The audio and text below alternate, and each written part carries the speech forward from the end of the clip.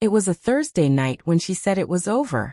What she didn't realize was that the moment she thought she was taking control, she was actually stepping straight into the truth I had already prepared for her.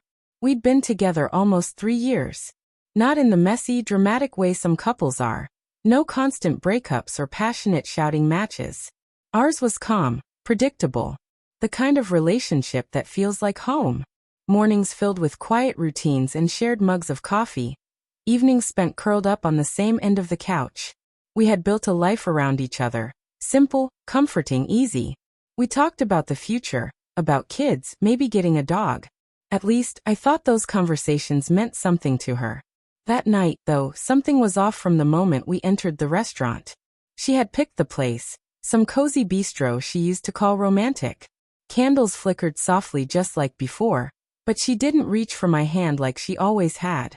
She kept her hands folded in her lap, her eyes drifting past me like she was searching for a way out. When the wine arrived, she didn't even take a sip. I asked her if she was okay. She gave me a smile, the kind people wear when they've already made up their minds to leave. Then came the dreaded phrase, "We need to talk about us." Everything else in the room seemed to fade. The soft clinks of silverware, the mellow background music, the nearby conversations. Her voice was steady, too practiced. I already knew what she was going to say. You always know when someone starts with "we need to talk." She said she'd been thinking, that we were in different places, that she wasn't happy anymore, and that maybe it was better if we split up before things became worse. She spoke like she was doing me a kindness, like breaking my heart was some kind of gift. For a moment I didn't even feel hurt, just bewildered. It was like I'd stepped into someone else's life. This wasn't the same woman who used to fall asleep on my chest, telling me she felt safe. This wasn't the same person who traced circles on my hand when she couldn't sleep. But what she didn't realize was that I already knew. 2 weeks earlier, she had left her iPad unlocked on the kitchen counter. I wasn't looking for anything. I just wanted to play some music while I cooked. But the notifications kept flashing, one after the other. They weren't from family or random group chats. They were from a coworker. His name was Tyler. Their messages weren't innocent. They were flirtatious, full of teasing emojis and late-night confessions. The kind she used to share only with me. "I wish you were here. He doesn't understand me like you do." That's what she wrote. I didn't confront her right then. I needed time, to observe, to confirm, to see if she'd come clean. But she didn't. Instead, I watched her play pretend at dinner, felt her kisses turn routine, noticed her showers getting longer, her excuses about traffic piling up. I noticed everything and said nothing, hoping maybe she'd own up to it. But she never did. So when she sat across from me that night and tried to make herself the noble one, I let her. I leaned back, took a sip of the wine she wouldn't touch, and asked her gently, "Are you sure this is what you want?" She nodded, serene like it was some great act of maturity. "It's better this way. We both deserve happiness." I smiled, not like her forced smiles from earlier, but something calm and honest. Because I was ready. I reached into my coat and pulled out an envelope, sliding it across the table to her. She looked at it, confused. "What's this?" she asked. "Go ahead," I told her. She opened it carefully. Inside were printed screenshots. Pages of them. Every message she had sent to Tyler. Every flirty emoji, every late-night heart-to-heart, every time she made me the punchline of her private jokes. Her hands began to shake as she flipped through them. "I didn't want to do this," I said softly. "But since we're being honest tonight, I thought I'd bring something to the table too."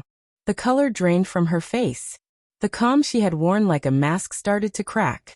"You went through my messages," she said, almost in a whisper. "No," I replied, my voice firm. "You left them open. I just didn't ignore them." The air between us shifted. It was no longer filled with awkward politeness. It was thick with the weight of truth. She opened her mouth to defend herself. "I wasn't trying to hurt you. But you did." I cut in.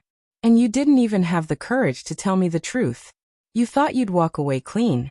That I'd sit here quietly and maybe even blame myself. But this isn't just falling out of love. This is betrayal.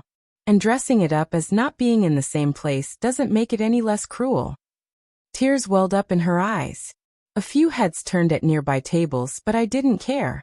I deserve someone who chooses me, I said. Even when things aren't easy. Someone who doesn't throw away 3 years and call it personal growth. She lowered her eyes, the shame settling in at last.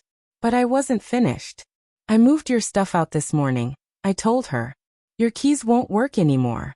I spoke to the landlord. Our names are off the lease. And that mug you love so much? It's waiting for you at your desk at work. She sat frozen, silent. I'm not staying in something just because I once loved the idea of it. In that moment, the balance shifted. She had come here thinking she would take control, end things on her terms. But I had already ended it. Silently, the day I read her words to someone else. I was only waiting for her to show me who she really was. She didn't say a word as I stood up. I placed a $100 bill on the untouched table and walked out. No yelling, no begging, no dramatic ending. Just truth. Pure, undeniable. The night air hit my face like a fresh breath after being underwater. I walked back to my car alone. But for the first time in a long time, I felt light. Free. Like I had finally stepped out of a story I no longer belonged in. Because sometimes the strongest move you can make isn't fighting for someone who gave up on you. It's having the strength to walk away without ever needing to look back.